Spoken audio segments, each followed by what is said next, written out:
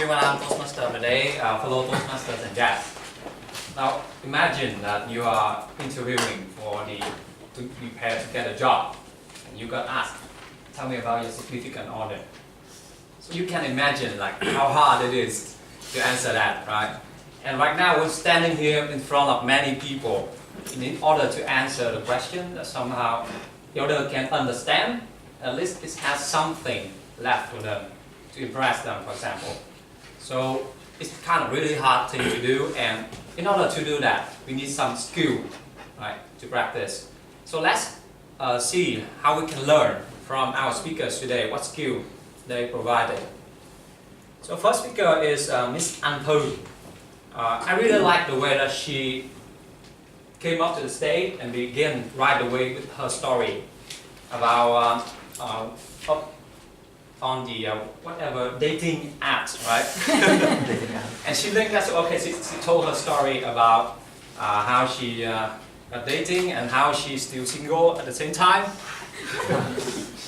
So it's kind of when the story comes out, it's very unique for each one of us, right? And that's what makes us really our speech really special.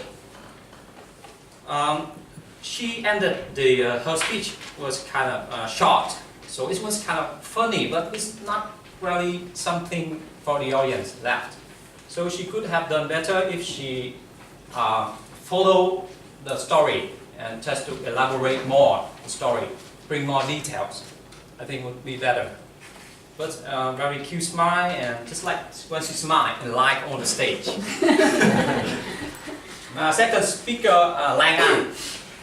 She has a really soft voice. For example, when I'm in trouble.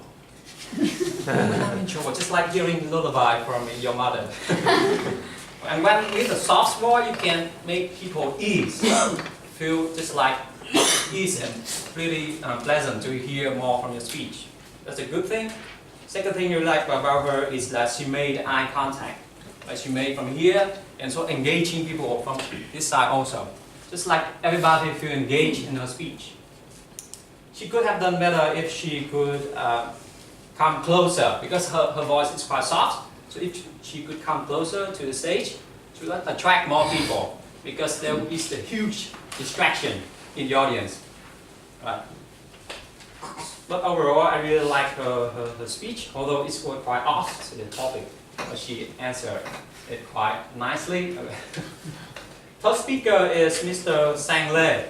Right, he came up here and connect with the previous speaker, Ms. Lim Yin.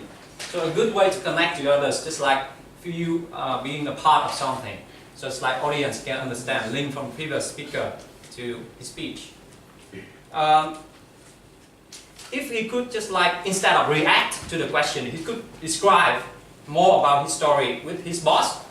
And at the end of the story, he could come up with some of the meaningful message. I think it would be more meaningful for the speech and would left something for the audience. But overall, a really hard question, but you did a good job. So congratulations for our speakers today.